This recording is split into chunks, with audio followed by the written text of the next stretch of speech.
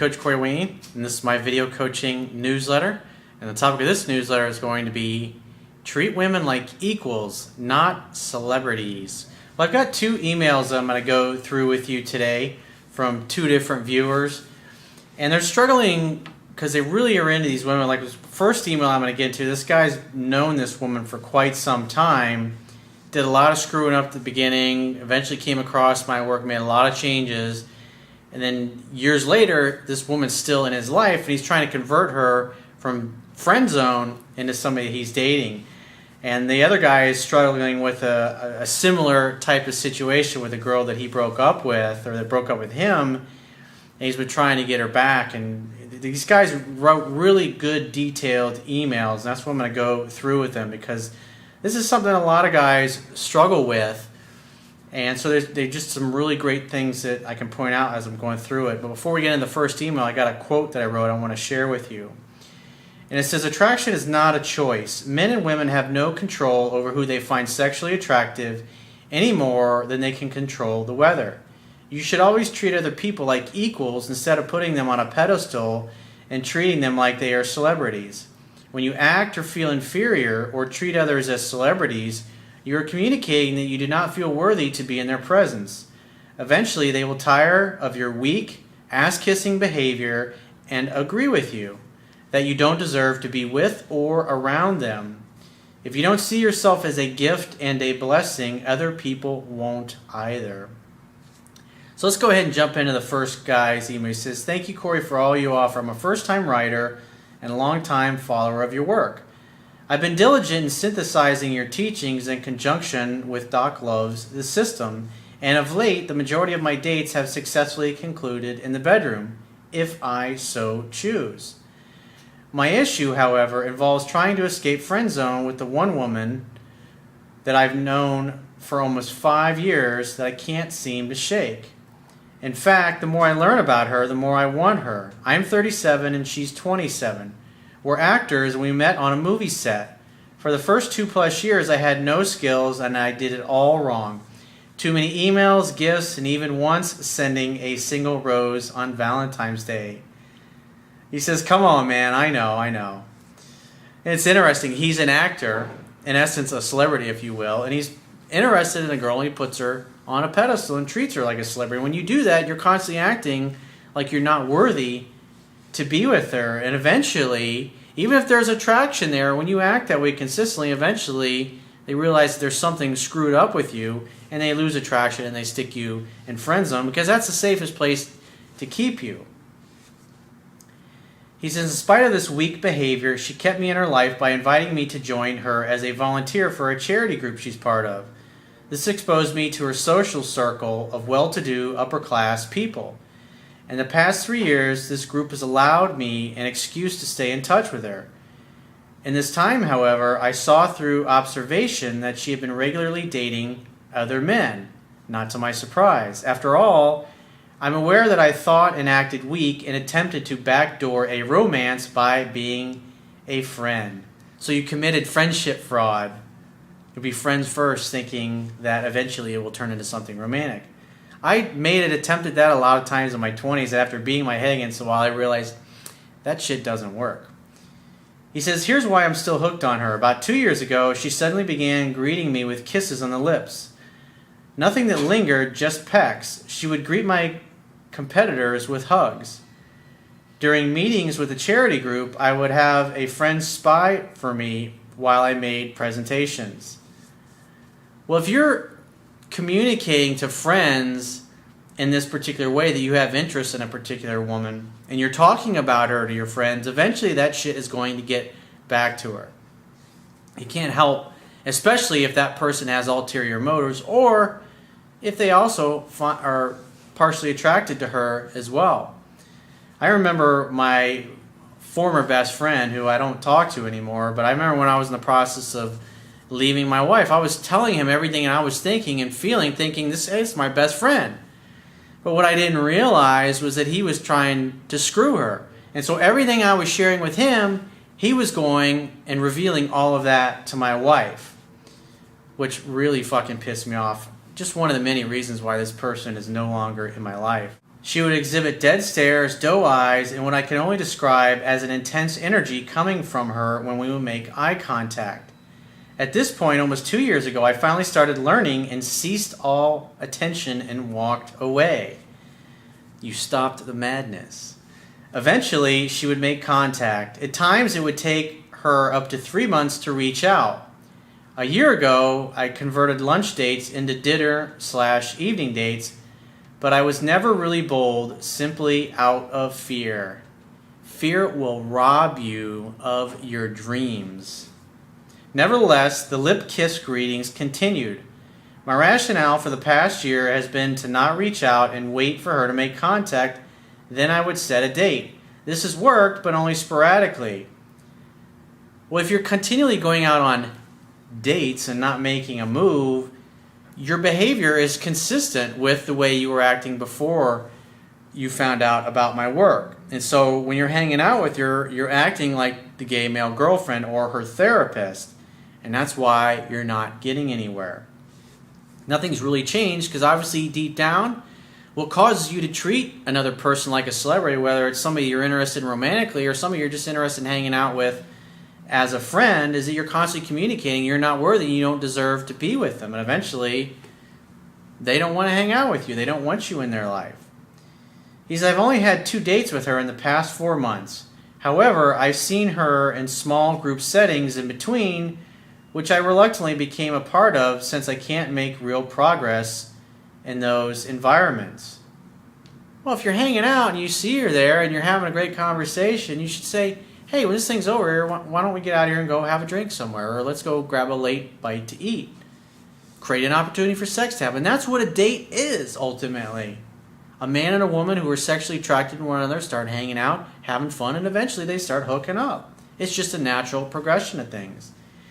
He says, what's more bizarre is that 3 weeks ago, after not seeing her for a while, I'm asked by her mother, who is a television personality, to play one half of a couple in a video segment she was producing.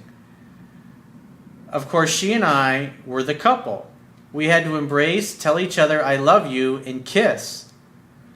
This is one of the reasons why it's so easy for people that are actors. You see, you look at like Brad Pitt and Angelina Jolie, or they started as a couple in a movie together. And so when you're practicing these things over and over and over again, it breaks that barrier. You're already intimate with one another, and a lot of women, when asked, feel that kissing is actually a more intimate act than actually having sex, which is interesting. He said, we did about 20 takes, and I'm always a professional, but on the inside, I was delirious. In other words, you got her on a pedestal. I'm not worthy, I'm not worthy, I'm not worthy. You're communicating that. He says, I left the shoot without making future plans so as to not act needy. Come on, man. If you're hanging out and you've been making out, you should say, you know what, this has been really fun practice. We should definitely get together and have some dinner soon, and we'll continue this when you're free to get together. But why didn't you do that? Because you're fearful. You're afraid that it's not going to work out. You're afraid you're going to get rejected. You're kissing her. You're making out with her. That's the problem. You're holding back. You're not acting natural. And so, in essence, she can tell you want her and you like her. Sometimes you make a little bit of an effort, but most of the time you're holding back. And that's the problem.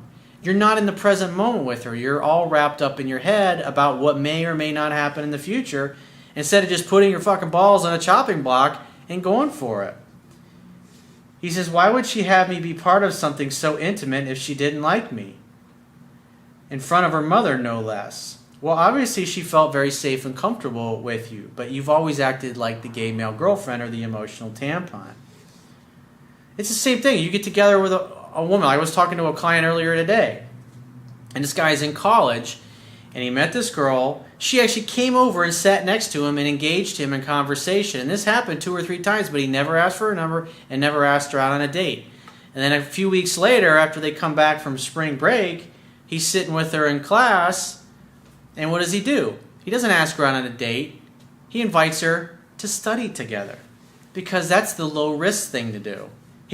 And so what happens is, initially, they both made eye contact, when they first saw each other, she came over and sat next to him to make things easy for him, because women help you when they like you, and he didn't take any action. And eventually a woman realizes pretty quickly that you just lack confidence. And once you dig yourself that kind of a hole, it's very hard to get yourself out of it. He said, this episode set my mind thinking of her again, and ultimately I decided to call her last week. I boldly told her I was thinking about her and wanted to spend some time together. She promptly agreed to a date 3 days later. We met in the downtown area of the major city we live in, and we went bowling. After a couple of games that included high fives. Now, when you go on a date, the goal as a man is to create an opportunity for sex to happen. So you should be thinking from the end, if things naturally always progress with a successful conclusion in the bedroom, then you should prepare those things. But you'll see here in a second, he didn't logistically plan that out. And that's part of, well, I don't think it'll ever really progress, or she wouldn't want a guy like me. It's like you want her, and it's like you're trying to run a race, but you're tying your shoelaces together. It doesn't work too well. He says, after a couple of games that included high fives and arm and leg bumping, we settled on a couch for dinner and conversation. When you guys are touching each other and she's that close to you and she's playing with her hair, that's when you make the move and you go for the kiss. But because you're so paralyzed, or I should say, you're allowing yourself to become paralyzed with your fear, you're not making a move. This sends mixed signals. He called me and asked me out on a date, but when we hang out, he just acts like a friend. She did 75% of the talking while I communicated a I love you, I want you vibe with my eyes. But did you act upon it? No. She mirrored me with her body language and even had doe eyes. Honey, I think you need to get her with and kiss me right now. Your lips look a little dry. Why don't you bring them over here and let me help moisten them up for you? That's what you do. You don't just sit there and go, waiting for her to be the man. This is not helping you progress. He says the room was dimly lit, but I swear her pupils swelled to encompass much of her eye. She was waiting on you to make something happen, bro. I can feel she's comfortable with me, yet she has a way of neutralizing any green lights from me or herself to take touching or innuendo further. Oh, so it's her fault that you didn't make a move. Come on, bro. Come on, man. He says, when it came time to say goodnight, she had parked in a very bright garage surrounded by several valets. This is part of not having the logistics lined up. If you're having a great time, you should say, hey, there's a really great wine bar down the street. Let's go and hang out and have a drink there. You got to plan this stuff out. Plan dates that are strategically located to where you live. That way, once you start making out and you're all over each other, you can say, hey, why don't we get out of here and go back to my place? I got a bottle of champagne back there. Would you care to join me? Sure, that sounds great. Awesome, I'll get my car and you can follow me back to my place. This made any kind of attempted makeout feel weird. If you fail to plan, you plan to fail. Confucius said, success depends upon prior preparation, and without said preparation, there is sure to be failure. We kissed on the lips. I hugged her for 10 seconds. Come on, man. Kissed her one more time and left, all the while screaming, God damn it, in my mind. Yep. I truly feel she has feelings for me, but I also feel she won't let herself go there. Therefore, you don't even try. Given my initial wussy-like behavior. That tells me you're worried about what you did in the past and you're thinking about what happens if I really go for it. You're not in the present moment. You're not present. You're physically there, but emotionally, mentally, you are someplace else. For the past year, however, I feel I've done most things right. However, I can't continue this pattern of the occasional date that ends in limbo. It's your job to be the leader, dude. I want her too much. I'm prepared to walk and give the I just can't be your friend anymore speech if she mentions the F word again, but somehow I think she knows that that's the bullet in the chamber. My plan is to wait a week or so and ask her out again, and if successful, continue to be clear in my romantic intentions. Well, I pointed out you really haven't been that clear, because you ask her out and it communicates that you have interest, romantic interest, and then you get together on a date and you kind of give her a clingy hug at the end. all the while assessing her behavior. At this point, I guess it's either make a real move or give the I can't be friends speech and walk for good. Would you agree? Well, the idea is to hang out, have fun, and hook up. Go out on a date and stop fucking holding back, dude. Be a fucking man and go for it. When you're on a date and a woman's giving you all those signals and signs, you're next to each other on the couch, her knees touching yours, and you're close, it's dimly lit. I mean, what do you expect? Do you expect her just to fucking bend over and pull her pants down and go, give it to me, big boy? Come on. You got to be the leader. Women want you to know what to do. They don't want to teach you how to be a man. They want you to go for it. He says this situation has to either progress or close. And if it closes, I'm fully aware it's my fault. Well, at least you're taking personal responsibility. That's the important thing. So the next time you're in this situation, dude, you know what you need to do. You have to fucking go for it. You're not getting anywhere. You're not making an effort, and therefore you're not getting anywhere. What do you got to lose? I mean, she's just a friend at this point because you're not taking that next step. So let's get to the next guy's email. He says, hey, Coach, wow, this shit is fucking hard, he says. Coach, you and I have had 2 phone sessions, and yes, everything has happened much like you have said, but I still have times where I have a stupid wussy streak, and it pisses me off. I've read your book numerous times, some sections 20 or so, and I have seen most of your videos. All 1,400 plus of my videos? I think that guys, I'll talk to them. Yeah, I've seen pretty much all your videos, like all 1,400. There's 1,400 of them. It's like, yep. All you have to do is go to the home page of my YouTube channel and just click on previous uploads, and it's just one long streaming. It's like end to end of all the videos, and so you can scroll through all of them. He says some of them 30 or 40 times, and I would suggest to your fans a late night refresher. It really helps. Repetition's the mother of skill. I had another guy I was talking to today, this particular guy was also in college, and was like, how many times? He's like, how do I pick up women? How do I approach women? How many times you read my book? Well, about 1 time. How do you expect to get any better if you don't take any action and you don't learn the fundamentals? You got to participate in your own rescue. You have to take action. That's what men are. We embody masculine energy. Masculine energy is about purpose, drive, mission, succeeding, accomplishing, breaking through barriers, overcoming fears, taking risk and not giving a fuck, saying, damn it, fuck it, who cares? Being dangerous, going for it. Think about it. When you were a little boy, what did we do? We ride bikes, we build ramps, and we jump those ramps. And what happens? We build bigger and bigger ramps until we fuck ourselves up, obviously. Or climb the biggest tree. I fell out of a tree more than once when I was a kid. That's what masculine energy is. It's being bold. But it's like as we grow and we become older, we become emotionally conditioned to not be who we really are inside. It's like I was talking to one of my neighbors the other day, and she's got this little girl, and the little daughter. She's literally the same age as a previous girlfriend's of mine daughter was when I started dating her, and she turns 19 this summer. And it's funny, kids say whatever's on their mind. And I remember she puts her hands on her hips and she goes, I'm 5.5 years old and I'm in kindergarten. She's so proud of herself. And I said something to her, I remember it was, and she goes, you're weird. And I was like, yep, I learned it from you. He says, I'm 59, and that's what's beautiful about kids. It's like they say whatever's on their mind. You're weird. It's like just comes right out of her without holding back.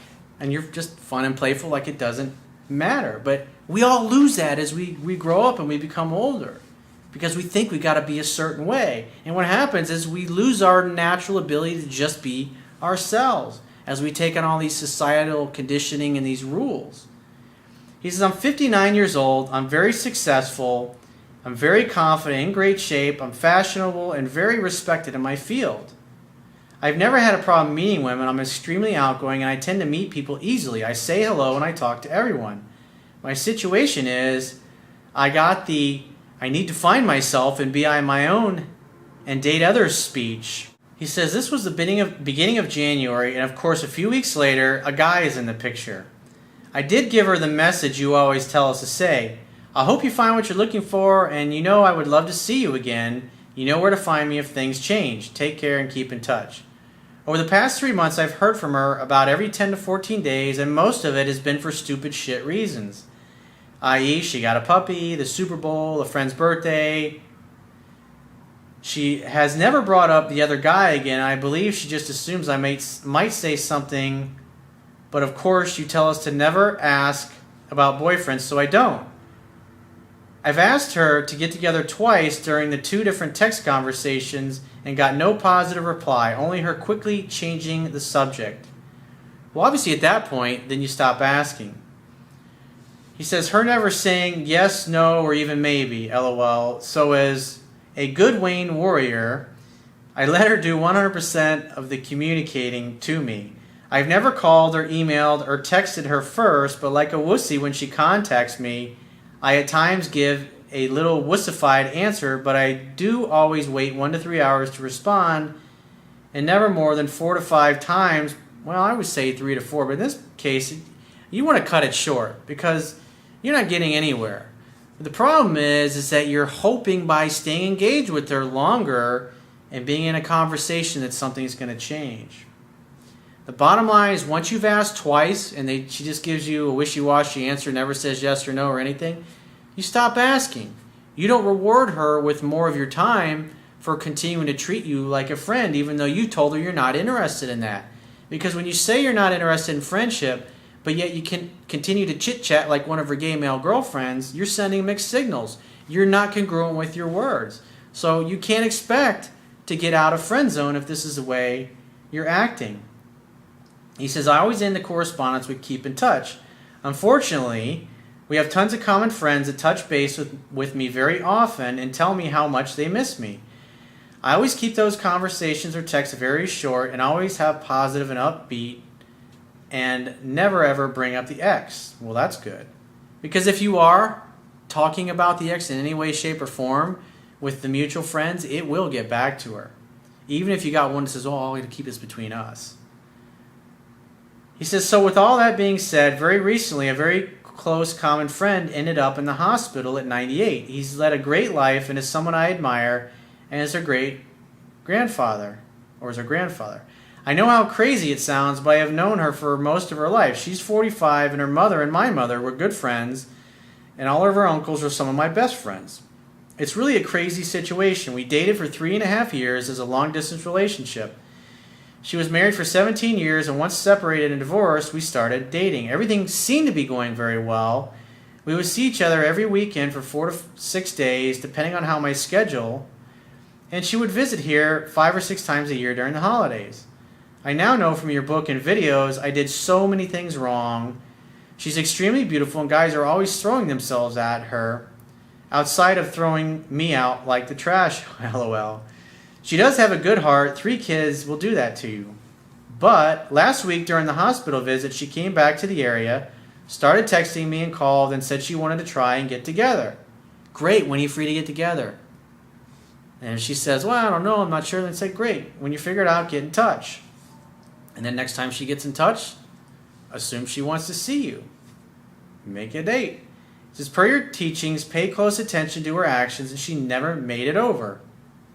Again, I never reached out first, and she would send me texts and pictures of her and the family, all the while sending kisses and smiling faces. I did say it would be great to meet up, but only once, the night before. Well, when you bring something like that up, make plans. Don't act like another girlfriend by saying, oh yeah, that'd be great, because you're being vague. You're not being direct, you're not being decisive. He says, the night before she left, which she never told me she was leaving, we did some late night texting. He says, I know, bad idea, but my wussy side came out. Dude, how can you expect to be successful if you keep acting like a wuss? You're not going to get anywhere. He says, during our chat session, she told me that she, of course, misses me and I'm very special in her life, but she needs to move forward. Again, no mention of her boyfriend. In other words, she again is reiterating friend zone to you. You're talking too much in the phone, dude. You're going completely against everything that you've learned from me. He says, I again gave her the you know where to find me speech and told her she was special to me. I know, bad move. About 30 minutes later, I get another text saying, I do know where to find you, smiley faces. What the fuck? He says. Then about 30 minutes later, another text saying, I probably shouldn't confuse matters by reaching out to you. Like a dumbass wussy bitch, I said, no worries, it's always great to hear from you. And she said back, Thank you, my handsome man. At this point, I'm really confused, but thought to myself, come on, man. He says, I love that saying, and I got nothing back. Expect. Keep in touch. Then about 30 minutes later, she sends me another text. Yes, this is like the fourth one after she told me she shouldn't reach out to me. That I needed to go out with one of her uncles who was getting a divorce as he needs a wingman, lol. I did respond saying I do have lots of beautiful friends and keep in touch again, and she said I will do. Now kissy smiles. Come on, man, he says, lol. Now here's where the wheels started coming off for me. She sends me another text saying she enjoyed our short phone conversation the other day, and I said like a dumbass wussy, I said I miss our talks as well, and do miss our playful banter of sexting texts.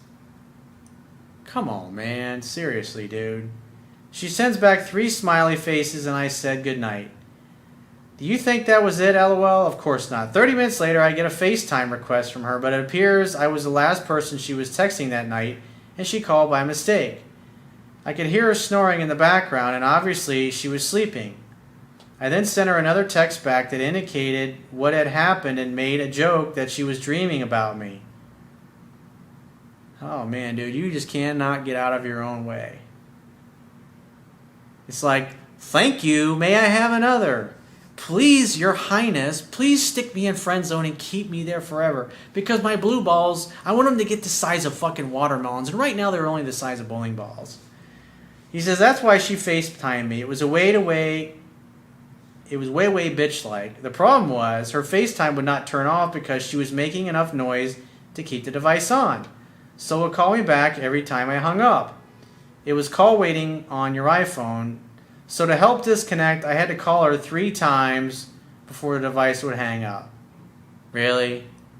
Come on, man. I think what was really going on, you were just trying to wake her up and hope that she would have a conversation with you.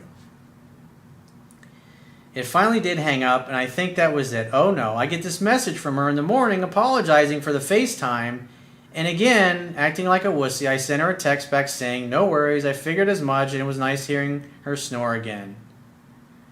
It's like, dude, you're just like fucking totally boot-licking, ass-kissing fucking wussy, bro.